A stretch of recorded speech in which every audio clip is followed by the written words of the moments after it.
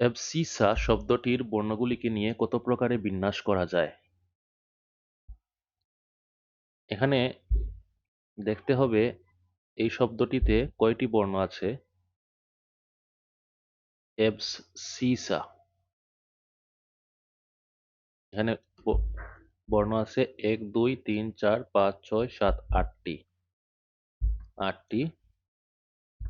Repetition দেখতে হবে কোন কোন বর্ণ রিপিট হয়েছে। এখানে এ আছে 2টি,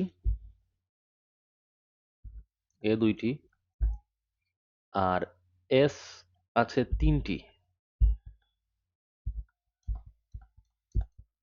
আমরা জানি n সংখ্যক জিনিসের সবগুলি নিয়ে বিন্যাসের উপায় হচ্ছে ফ্যাক্টোরিয়াল n। তাহলে এখানে বিন্যাসের উপায়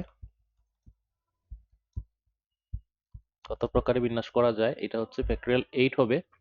আর রিপিটেশন যেগুলো থাকে, তাই না, সেগুলো যেমন এখানে রিপিটেশন p সংখ্যক জিনিস এক জাতীয় হলে p ফ্যাক্টোরিয়াল দিয়ে ভাগ হবে, q সংখ্যক জিনিস আরো এক জাতীয় হলে q ফ্যাক্টোরিয়াল দিয়ে ভাগ হবে, এরকম r সংখ্যক জিনিস আরো এক জাতীয় হলে r সংখ্যক ফ্যাক্টোরিয়াল r দিয়ে ভাগ হবে। তো এখানে এ 2টি আছে, তো এর কারণে কি হবে, দুইটা এর কারণে এখানে কমে যাবে, বিন্যাসের উপায় ফ্যাক্টোরিয়াল 2 দিয়ে ভাগ হবে।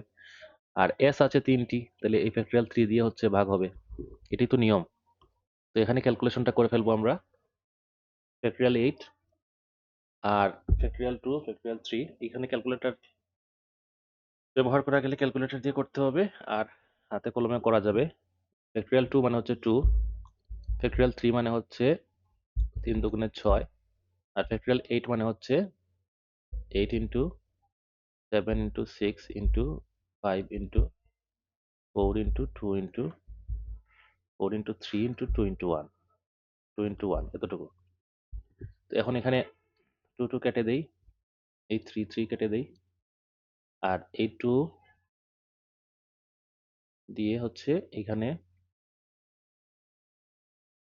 2, তাহলে এখানে এগুলা গুণ হবে, গুণ করে বাইর করতে হবে মান। 5 6 30, 30 দুগুণে 60, 7 60 হচ্ছে 420, 420 ইন্টু 8, 33, 3360। ক্যালকুলেটর যেহেতু সাথে থাকবে না, এগুলা ক্যালকুলেশন মুখে মুখে হাতে হাতে করে ফেলা যাবে, সমস্যা নাই। 3360 সংখ্যক উপায়ে বিন্যাস করা যায়, এটি হচ্ছে উত্তর।